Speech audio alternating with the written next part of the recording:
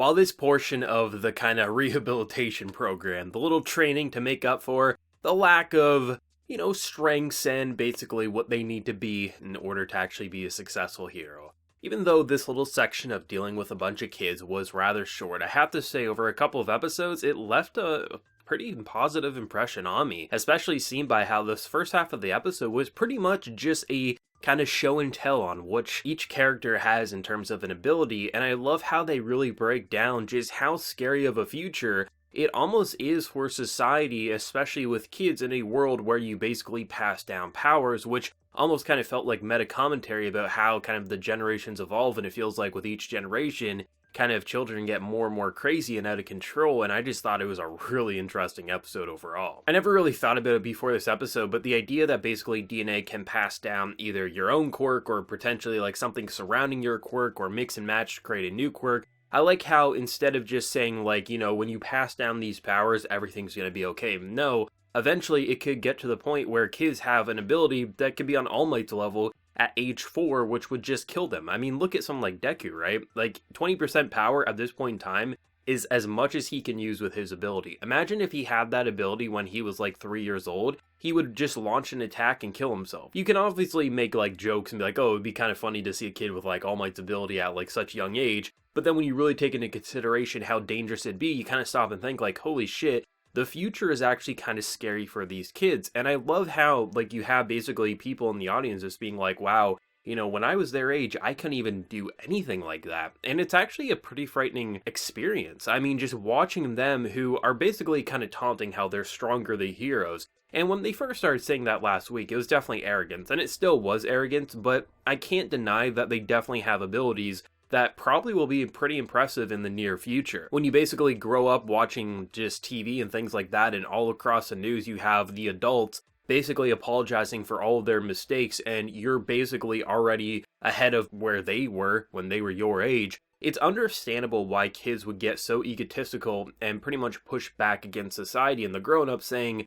they are in the wrong. And the fact that Bakugou, of all people, kind of rose to the occasion and recognized that, pummeling them or beating them up, that's not going to set them straight. You need to showcase why your abilities are cool, why their abilities are cool, and basically show them something that the adults haven't shown them before, which for someone like Todoroki and how he grew up is probably the happiest he could possibly be, really recognizing that, holy shit, people do care about me, and people do care about the future of someone who could easily be grown up in a very abusive household or something like that. And I love seeing just how they rose to the occasion to basically combine not only their own abilities but also theirs to create something that felt like wondrous and not something that felt like, oh, these are just, someone who is older than us looking down on us and saying that we're troubled children or something like that, but actually showing them and guiding them in such a positive direction.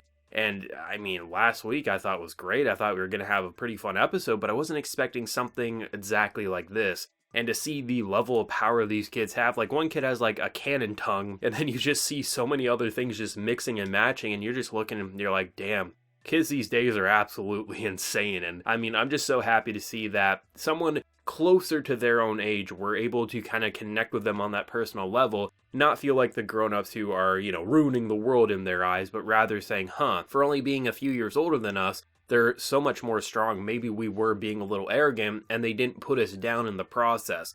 Like, that has to be one of the most nurturing and loving moments that we've seen quite some time in My Hero Academia. And to see someone like Endeavor just kind of look down at his son, realizing, starting to shift into a different direction. It's clear as day, even if he didn't know that there was going to be an arc coming up that would surround Endeavor, it's kind of clear as day that things are happening, and he's starting to even apologize and saying like, hey, you know what?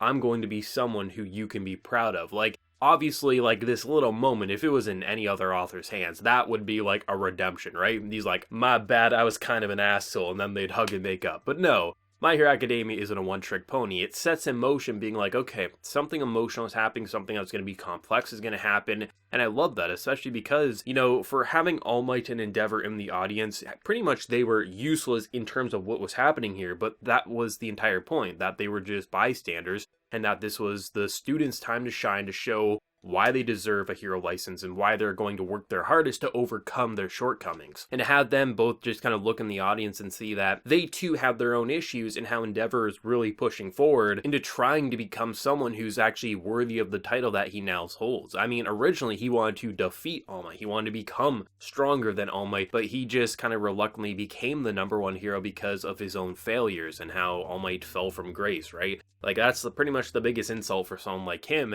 and I love how you're starting to see those motions be set, and I can't wait to see whether we do get it by the end of the season or we start off next season with it. Endeavor's arc is going to be incredible. I know it caused some controversy back in the day, but I'm really excited for it. And I have to say, the second half of this episode did not see it coming. I really didn't. I mean, Aoyama, the dude. I always thought he was fun. I always thought it was a very interesting personality, to say the least, but just to see like how it was kind of being directed as if it was, ooh, he's gonna be bad, he knows a secret, he's gonna expose. But I mean, it never really truly felt like they were gonna go completely in that direction. But I like how basically all this was him recognizing that, hey, he's similar to me. His power doesn't match with his body, and he has issues with that. And you being pretty much growing up surrounding people who can seemingly control their abilities, and you get pretty much IBS by using your own, it's understandable why you would kind of feel this connection, like, holy shit, I really want to be this guy's friends, and maybe give him a pointer or two of how to overcome some shortcomings, as he's clearly been using his belt and things like that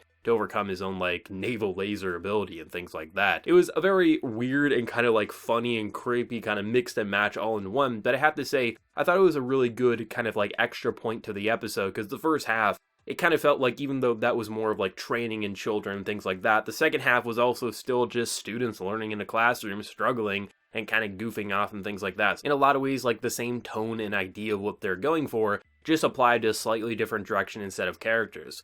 There's moments in this episode that absolutely cracked me up. I mean, Kami, who, of all characters, I was like, okay, seeing Todoroki kind of be flirtatious with the whole, like, illusion, that makes sense. Like, it's funny, but, you know, it's not a shocker. But when she did it to Bakugou, I was like, okay. I mean, Bakugou has clearly grown up. I mean, he's not pummeling faces as much. He's recognizing when to hold back and show restraint because of his friends and what they went through in their past. But seeing him be flirtatious, even in an illusion, was too much to handle. I was like, that's like season 10, maybe. We're too early for something like that. Just those little moments really shape an episode into being so hilarious and memorable that you just can't help but smile and appreciate your time with My Hero Academia. I'm seeing a lot of people just kind of like really happy about this arc and this section of the anime, because My Hero Academia, when it did start out, was a lot more cheerful. It was action-packed, it was slice of life, it was a lot more what people associate with like a battle shonen or a school series or just anime in general with a setting like this. And yes, I personally prefer the darker content myself. Last arc was my favorite part of My Hero Academia, but there is a charm and flavor to something like this, where it is the students being more their age, not really being thrown into an adult world, because by all rights of the definition, they did not deserve or really belong in the previous arc, but they kind of got dragged into it. And unfortunately, they had abilities that were crucial for defeating the enemy, even if it did put them in danger, and potentially could have wounded them to the point of no return, and for some characters, might have been wounded to the point of no return. Here's looking at you, Togata. I mean, just seeing just the aftermath continue to unfold, how we get the funeral of Night Eye in this episode. It's very simple to very quick scene, but still doesn't feel like something that's forgotten. A lot of times when you have a character, even someone who was pretty relevant, such as Night Eye, who was a pretty prominent figure, he was in the focus quite a bit, it's very easy for authors to sweep that under the rug, because now you're in the next arc. Now the characters have just kind of moved on, they're smiling their day-to-days, but here it's still being relevant. I'm sure when we talk to Togata, even if it's an arc later, you know, Night Eye's name's gonna pop up from time to time. I like how instead of just like saying, hey, this was like really the first big death for our central cast, right? It's not gonna be forgotten. It's not gonna be swept under the rug, and it's gonna be relevant. It's such a simple moment in this episode, but it really does go a long way, surrounded by so much positivity and cheerfulness, especially kind of seen by, you know, the amount of sacrifice and hurt we just experienced, and seeing the optimism and potential for these kids who were looked down upon by society as being troubled kids. Hell, their teacher was emotionally broken to the point of no return, yet someone closer to their age were able to show them that, hey, maybe not all adults suck. And when you're that age, it's very easy to be manipulated and think you know everything. I mean, literally, this classroom was Bakugou. It was 10 different Bakugous, a little bit more, a little bit less, because some of them didn't completely match his, like, arrogant personality back in the day, but really, this is what Bakugou would look like if he ran a classroom and everyone just kind of followed him back in the day. And that's why it's like you can't completely hate them. You can get annoyed by them, but it's like you understand where they're coming from. And a lot of people their age would be like that, especially if you have this amazing ability and you're seeing people on TV pretty much get shit on and having to apologize for their shortcomings. It makes you feel like, well, if they can't do it, why can't we? We're being told that we have really incredible abilities, or people saying that they couldn't do half of what we could do when they were our age. So it's like,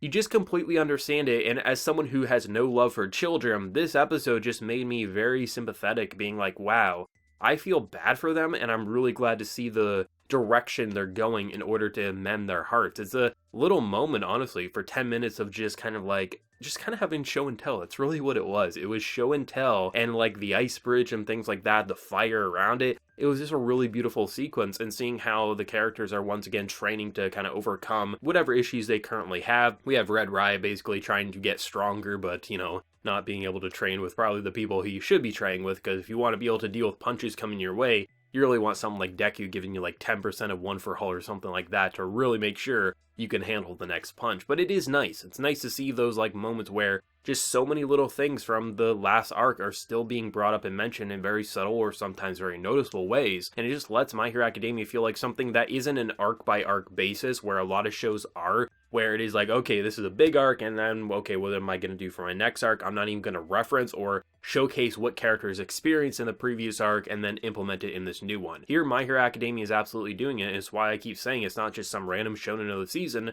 but a really worthwhile series overall. I really enjoyed this episode, and I'm excited to see where just the students are going to go, what the next kind of like makeup test thing that they're going to have to experience is, because I do like how it's not just them doing one thing and they get a license. They actually have to really prove that they've grown and overcome their shortcomings. That's a really big positive in my honest opinion, but let me know your thoughts down in the comment section below, be it for manga readers, anime originals like myself. Do let me know. Be sure to like the video if you did enjoy, and remember to hit that subscribe button if you happy new around here. So until next time, everyone, please take care and have a good one.